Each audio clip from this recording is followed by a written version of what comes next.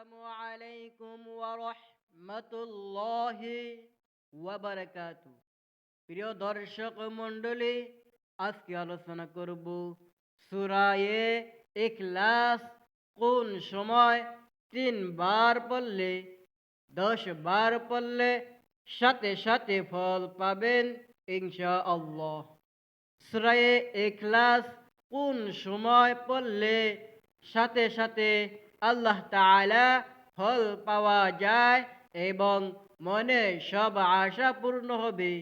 সুপ্রিয় দর্শক, আপনাদের কাছে আমার একটি অনুরোধ, ভিডিওটি কোনো রকম না টেনে ধৈর্য সহকারে শেষ পর্যন্ত দেখুন। তাহলে চলুন শুরু করা যাক। সুপ্রিয় দর্শক, মূল আলোচনার যাওয়ার পূর্বে চলুন একটু প্রার্থনা করে নেই। হে মহান দয়ালু প্রেমময় আল্লাহ, আপনি আপনার রহমান রহিম নামের উসিলায় আমাদের সকলকে সুস্থ শরীরে 5 ওয়াক্ত নামাজের পর তৌফিক দান করুন। প্রিয় দর্শক, সূরা ইখলাস খুবই ছোট্ট একটি সূরা। এই কারণে আমাদের মধ্যে অনেক মানুষের মুখস্থ আছে যারা পবিত্র কোরআন শরীফ পড়তে জানেন না তাদের, এবং যারা পবিত্র কোরআন শরীফ পড়তে জানেন না তাদের মধ্যে অনেক মানুষের জানা আছে এই পবিত্র সূরা ইখলাস।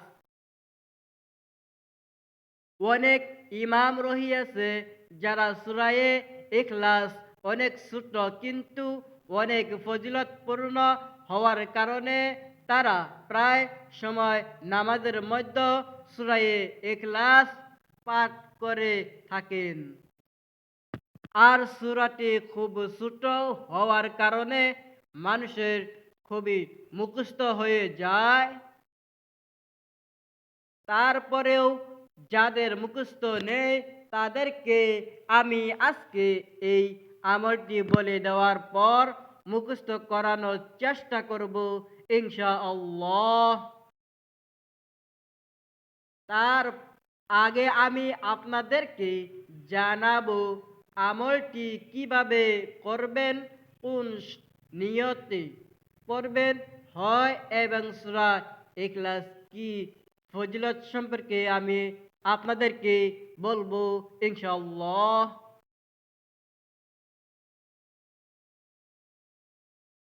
তারপরে আমি যাদের সূরা ইখলাস মুখস্থ নেই তাদেরকে মুখস্থ করানোর চেষ্টা করব। সূরা ইখলাসে বর্ণনা করতে গিয়ে সূরা ইখলাসকে পবিত্র কোরআনে তৃতীয়াংশ বলা হয়েছে। তাহলে একবার শুনুন সূরা ইখলাসের কতটুকু গুরুত্বপূর্ণ ফজিলত। একবার এক সাহাবী নামাজের প্রতি 2 রাকাতের মধ্যে একবার সূরা ইখলাস পড়তেন। এটা যখন তার আশেপাশে অন্যান্য সাহাবীরা জানতে পারলেন, তারা হুজুর পাক সাল্লাল্লাহু আলাইহি ওয়াসাল্লাম এর কাছে গেলেন এবং আল্লাহর রাসূলের কাছে নাজিল করলেন,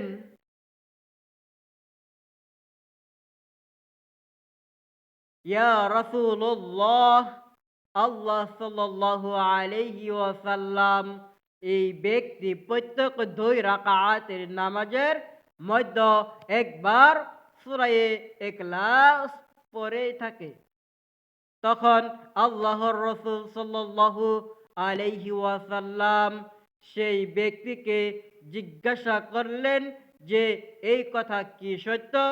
তুমি প্রত্যেক 2 রাকাতের নামাজের মধ্যে একবার সূরা ইখলাস পড়ো কেন?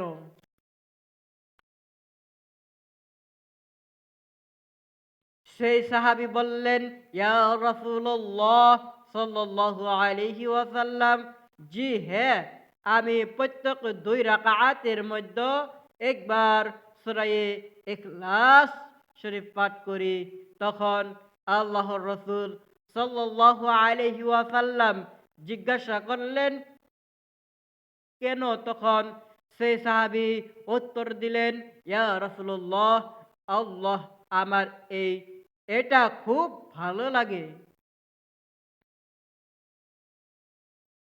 সূরা ইখলাস অনেক ফজিলতপূর্ণ এবং আমার এটি পাঠ করতেও খুবই ভালো লাগে। এই কারণে আমি পড়ি।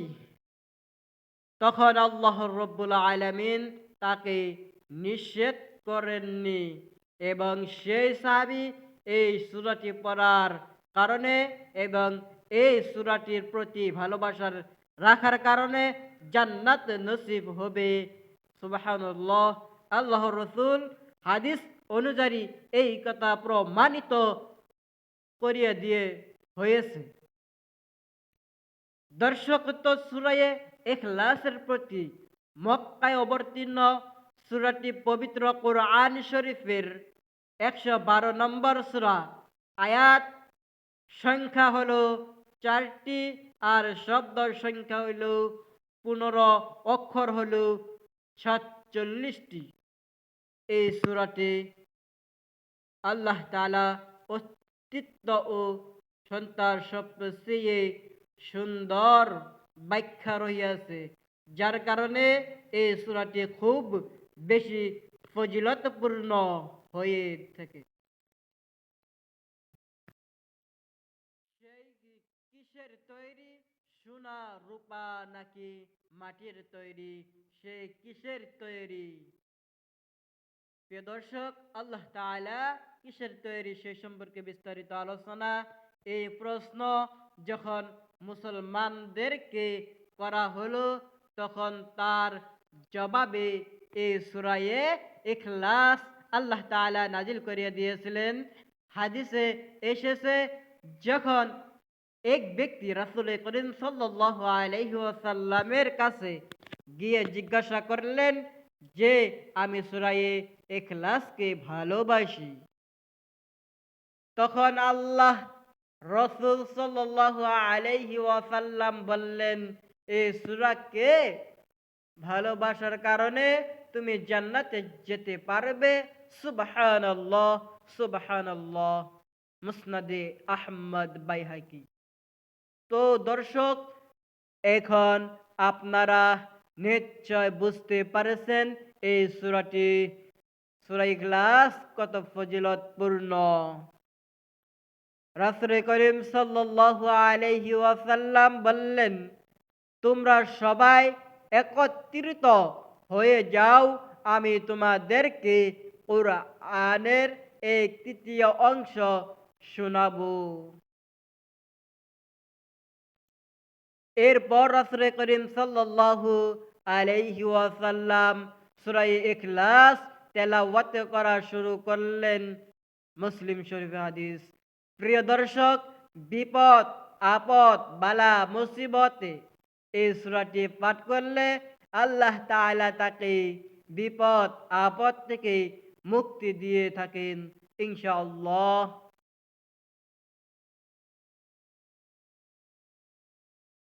হাদিস শরীফে এসেছে, রাসূল করিম সাল্লাল্লাহু আলাইহি ওয়াসাল্লাম বললেন, যে ব্যক্তি সকাল বিকাল সূরা ইখলাস, সূরা ফালাক, সূরা নাস পাঠ করবে, আল্লাহ তাআলা তাকে সব ধরনের বিপদ আপদ বালা মুসিবত এবং হতাশ থেকে রক্ষা করবে।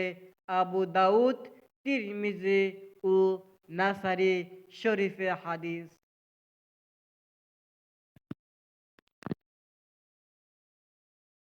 রাসূলুল্লাহ সাল্লাল্লাহু আলাইহি ওয়াসাল্লাম প্রত্যেক দিন ঘুমানোর আগে সূরা ইখলাস এবং সূরা ফালাক, সূরা নাস পাঠ করতেন। আমাদেরকেও পাঠ করার হুকুম করিয়াছে। এরপর তার দো হাতে ফুঁক দিয়ে পুরো শরীর এবং মাথা মাসেহ করতে, তারপর ঘুমিয়ে পড়তেন। আবু বুখারী আবু দাউদ ও তিরমিজি শরীফের হাদিস। দর্শক, এখন পর্যন্ত আপনি সূরা ইখলাসের অনেক ফজিলত সম্পর্কে শুনেছেন।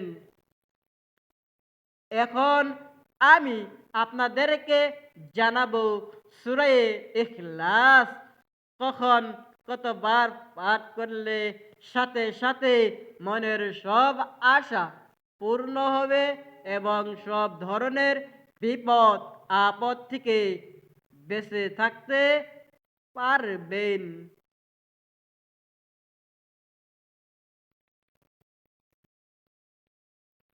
এখন আমি সূরা ইখলাসে এই আমল সম্পর্কে আলোচনা করব ইনশাআল্লাহ। মনোযোগ দিয়ে শুনতে থাকুন শেষ পর্যন্ত।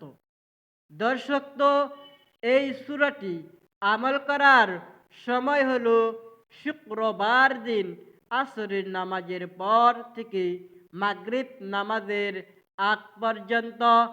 মাঝের এই সময়টিতে আপনি এই সূরাটি ৩ বার বা ৫ বার বা ১০ বার পাঠ করবেন। ইনশাআল্লাহ অবশ্যই আপনি ফল পাবেন। পাঠ করার সময় আপনার সেই চাওয়া পাওয়াগুলো আপনার স্মরণে রাখবেন ইনশাআল্লাহ। ধরুন আপনি কোনো শত্রুর শত্রুতানি থেকে রক্ষা পেতে চান, তাহলে তার স্মরণে নিয়ে সূরা ইখলাস ৩ বার, ৫ বার বা ১০ বার শুক্রবার আসরের নামাজের পরে মাগরিবের নামাজের আগ পর্যন্ত পাঠ করবেন। তাহলে ইনশাআল্লাহ আপনি অবশ্যই ফলাফল পাবেন।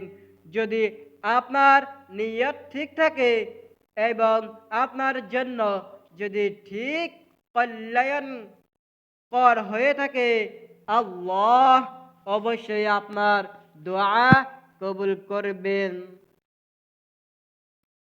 আপনি সেই শত্রুতামি থেকে রক্ষা পাবেন। আর যদি আপনি কোনো বালা মুসিবত কিংবা কোনো দুঃখ কষ্ট দূর করার জন্য এই আমলটি করতে চান, তাহলে সেই বালা মুসিবতকে স্মরণ করে বা সেই দুঃখ কষ্টকে স্মরণ করে আপনি শুক্রবার আসরের নামাজের পর থেকে মাগরিবের নামাজের আগ পর্যন্ত এই সূরাটি ৩ বার, ৫ বার, ১০ বার পাঠ করবেন। এখানে একটা কথা হলো, প্রিয় দর্শক, যদি আপনার শুক্রবার দিনে এই আমলটি করতে মনে না থাকে, তাহলে কখন করবেন? তাহলে সেই আমলটি করবেন বৃহস্পতিবার আসরের পর থেকে নিয়ে মাগরিবের নামাজের সময়ের আগ পর্যন্ত। আর যদি আপনার সেই দিনও এই আমলটি করতে মনে না থাকে, তাহলে আপনি এই আমলটি কখন করবেন? তাহলে এই আমলটি করার সময় হলো আপনি পুরো সপ্তাহে মধ্য যখনই আপনার স্মরণ আসুক, আপনি ২ রাকাত নামাজ পড়বেন। অর্থাৎ আপনি একটু ভালো মুহূর্ত বেছে নেবেন। তারপরে ২ রাকাত নামাজ আদায় করবেন। তারপর ভালোভাবে মনোযোগ দিয়ে ৩ বার, ৫ বার অথবা ১০ বার এই আমলটি করবেন। কোনো একটি উদ্দেশ্য মাথায় নিয়ে আমলটি অবশ্যই করবেন।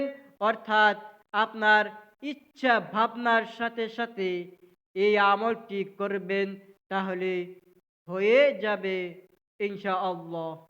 দর্শক, এইভাবে যদি আপনি ছেলে সন্তানকে ভালো রাখার জন্য বা স্বামী স্ত্রীর মধ্যে বেশি বেশি সম্পর্ক ভালোবাসার হওয়ার জন্য এই আমলটি আপনি করতে পারেন।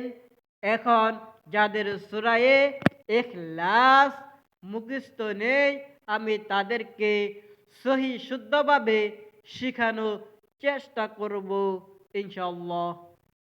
بسم الله الرحمن الرحيم. قل هو الله أحد. قل هو الله أحد. الله الصمد. الله الصمد. لم يلد لم يلد ولم يولد ولم يولد ولم يقل له كفوا أحد كفوا أحد। আমার সঙ্গে আবার স্ক্রিনে দেখে আবার পড়ুন, বিসমিল্লাহির রহমানির রহিম। قل هو الله أحد الله الصمد لم يلد ولم يولد ولم يكن له كفوا أحد। আল্লাহ তাআলা আমাদের সকলকে সহি শুদ্ধভাবে পড়ার তৌফিক দান করুন। আল্লাহুম্মা আমিন।